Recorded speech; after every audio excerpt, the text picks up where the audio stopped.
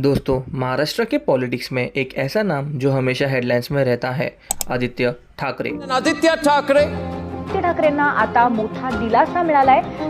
you should be scared. I know Aditya Thackeray, you're scared. You're very scared.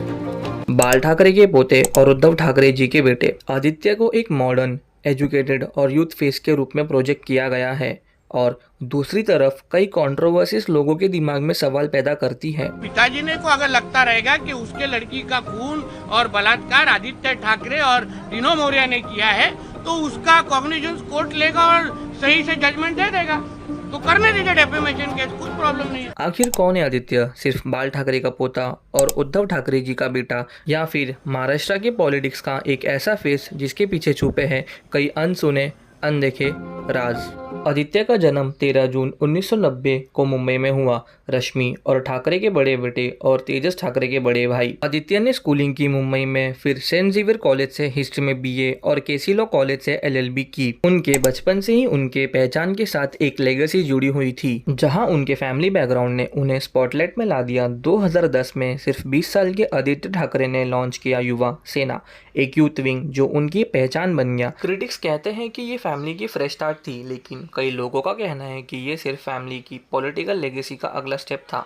Question ये है कि असली सच क्या है? 2019 में उन्होंने पहली बार इलेक्शन लड़कर वर्ली से एमएलए सीट जीती और वो पहले ठाकरे बने जो सीधा इलेक्शन जीतकर असेंबली तक पहुंचे। इसी के बाद उन्हें महाराष्ट्र सरकार में कैबिनेट मिनिस्ट्री डिक्लेयर किया गया, जहां उनके पास environment, climate change, tourism protocol और हायर एंड टेक्निकल एजुकेशन जैसे पोर्टफोलियोज थे। पर सरकार गिरी 2022 में।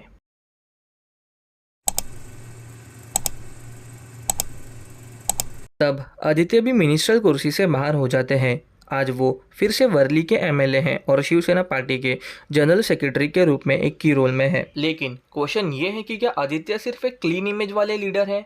आज के इसी वीडियो में हम खोलेंगे उनके लाइफ के वो पेजेस जिन्हें आमतौर पे सिर्फ पावर, फैमिली और पॉलिटिक्स के नाम से जाना जाता है। तो कुर्सी की पेटी बांध लीजिए, क्योंकि ये सिर्फ एक बायोग्राफी नहीं बल्कि ये एक सफ़र है उस नेता के पीछे जिसका नाम तो सब जानते हैं लेकिन जिसे अब तक समझा नहीं।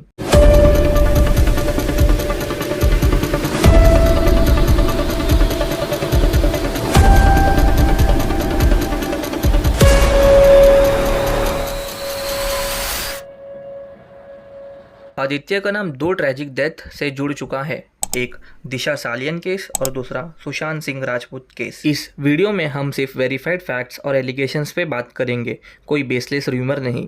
मैंने गूगल से मल्टीपल सोर्सेस चेक किए हैं जिनके लिंक मैं डिस्क्रिप्शन में डाल दूंगा। ये दोनों केसेस 2020 से चल रहे हैं और रिसेंटली 2025 में फ्रेश ट्विस्ट आया है। शुरू करते हैं टाइमलाइन से। पहले दिशा सालियन केस को समझते हैं। दोस्तों, सबसे पहले बात करते हैं दिशा सालियन की। दिशा जो सेलिब्रिटी मैनेजर थी और सुशांत सिंह राजपूत की एक्स मैनेजर भी रह चुकी थी। 8 जून 2020 को मुंबई के मलाड में 14th फ्लोर से गिरने के बाद दिशा सालियन की मौत हो गई। पुलिस ने इनिशियली इसे एक्सीडेंट या सुसाइड बताया और 2021 में केस क्लोज कर दिया। दिशा के फादर सतीश सलियान ने तब कहा था कि वो इन्वेस्टिगेशन से सेटिस्फाइड है और कोई फाउल प्ले नहीं है। लेकिन ईयर 2025 मार्च में दिशा के फादर सतीश सलियान ने बॉम्बे हाई कोर्ट में पिटीशन फाइल की, जिसमें उन्होंने नए इन्वेस्टिगेशन एंड एफआईआर की मांग की आदित्य ठाकरे और कुछ लोगों के ऊपर। लेकिन एलिगेशंस क्या है? सतीश सलियान के लॉयर नीलेश ओझा ने क्लेम किया कि दिशा का गैंगरेप और मर्डर किया गया। उन्होंने कहा कि 8 जून को दिशा के घर पार्टी थी जहां आदित्य ठाकरे, उनके बॉडीगार्ड्स, एक्टर डिनो मौर्य, सूरज पांचोली, आदित्य पांचोली प्रेजेंट थे। आई विटनेस ने देखा कि आदित्य और बाकियों ने दिशा पे असॉल्ट किया एंड फिर दिशा को बालकनी से फेंक दिया। सतीश सलियान के लॉयर नीलेश ओझा ने ये भी कहा कि पोस्टमार्टम को 50 घंटे डिले किया गया ताकि एविडेंस खत्म हो जाए एंड पुलिस ने ये सब कवर अप किया अंडर आदित्य's father Uddhav Thackeray government. And एक शॉकिंग क्लेम ये भी था कि आदित्य ड्रग बिजनेस में इन्वॉल्व थे और ये ड्रग्स वाली बात दिशा को पता चल गई थी। 25 मार्च 2025 को मुंबई पुलिस ने 75 पेजेस की एफआईआर रजिस्टर की अगेंस्ट आदित्य ठाकरे, रिया चक्रवर्ती, दिनो मौर्य, सूरज पंचोली, फॉर्मर सीपी परमबीर सिंह और सचिन वजय के अगेंस्ट। सतीश ने यह भी कहा कि वो साइकोलॉजिकली मैनिपुलेटेड थी आदित्य के एसोसिएट्स और दिशा के फियांसे रोहन राय द्वारा। अब आदित्य की साइड। आदित्य ने सारे एलिगेशंस को बेसलेस और पॉलिटिकल मसलीजिंग कहा। 20 मार्च को उन्होंने ये बोला कि ये 5 साल से चल रहा है, मैं कोर्ट में जवाब दूंगा। जुलाई 2025 में मुंबई पुलिस की स्पेशल इन्वेस्टिगेशन टीम SIT ने बॉम्बे हाई कोर्ट में एक एफिडेविट सबमिट की। इसमें उन्होंने क्लियरली बोला कि दिशा सालियन की डेथ 8 जून 2020 में हुई और कोई फाउल प्ले नहीं मिला, मतलब कोई मर्डर, कॉन्स्पिरेसी, गैंग रेप या एक्सटर्नल इन्वॉल्वमेंट का कोई एविडेंस नहीं मिला। पुलिस ने कहा कि दिशा ने अपने फ्लैट की विंडो से खुद जंप किया, यानी कि सुसाइड, और पोस्टमार्टम में कोई असॉल्ट के साइन नहीं थे। ये रिपोर्ट सतीश सालियन के मार्च 2025 के पिटीशंस के रिस्पॉन्स में आई, जहां उन्होंने CBI से प्रोब मांगी थी। पुलिस ने सतीश के एलिगेशंस को बेसलेस डिक्लेयर किया गया। बीजेपी लीडर्स जैसे नीतीश राणे ने आदित्य के अरेस्ट की मांग की थी, जबकि शिवसेना ने इसे बीजेपी इलेक्शन का स्टंट बोला। अब आते हैं SSR पे। SSR की डेड बॉडी 14 जून 2020 में उनके बांद्रा के फ्लैट में पाई गई थी, ठीक उनके मैनेजर के डेथ के 6 दिन बाद। CBI ने SSR के केस को इन्वेस्टिगेट किया, लेकिन अभी तक सुसाइड ही बोला गया है। मर्डर का कोई प्रूफ नहीं है, लेकिन फैंस और थियरीज ने दिशा और SSR के डेथ को लिंक किया, क्योंकि दिशा SSR की मैनेजर थी और दोनों ही डेथ सस्पिशियस थी।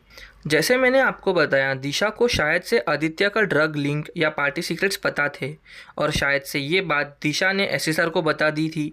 बीजेपी लीडर नारायण राणे ने 2020 में क्लेम किया कि आदित्य ठाकरे इन्वॉल्व है दिशा और SSR के केसेस में, और सुशांत को भी अब ड्रग वाली बात पता चल गई थी, इसलिए उनकी भी जान ले ली। ईयर 2022 में रूमर्स आए थे कि आदित्य ने रिया चक्रवर्ती, जो कि सुशांत की गर्लफ्रेंड है, उनको 44 कॉल किए।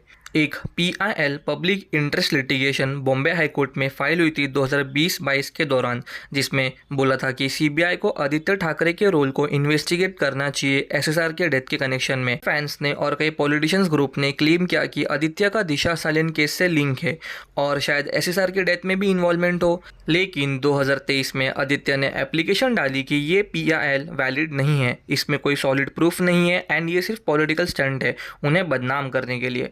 उन्होंने कहा, बॉलीवुड से मेरा कनेक्शन है लेकिन क्राइम से नहीं। तो आदित्य की रियलिटी क्या है? वो एक यूथ लीडर हैं, उन्होंने कोविड में काफ़ी लोगों की हेल्प की, लेकिन आदित्य कई सारे कंट्रोवर्सी से घिरे हैं।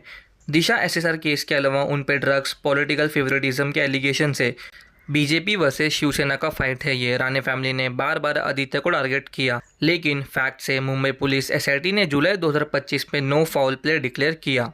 ये स्टेटमेंट दिखाता है कि ऑफिशियल इन्वेस्टिगेशन SIT और CBI ने दिशा और SSR के केस में आदित्य का कोई इन्वॉल्वमेंट नहीं है। दिशा एंड SSR दोनों के केस को सुसाइड डिक्लेयर किया गया। आदित्य ठाकरे के खिलाफ जो एलिगेशंस है वो अभी तक कोर्ट में पेंडिंग है, लेकिन पुलिस, CBI वो एलिगेशंस रिपोर्ट्स को सपोर्ट नहीं करती। तो दोस्तों, ये थी आदित्य ठाकरे की रियलिटी इन दोनों केसेस में। एलिगेशन सीरियस है, गैंग रेप, मर्डर, ड्रग्स, लेकिन प्रॉपर प्रूफ अभी भी नहीं है। मैंने फैक्ट्स दिए हैं। मेरे हिसाब से जस्टिस होना चाहिए, चाहे किसी का भी इन्वॉल्वमेंट हो।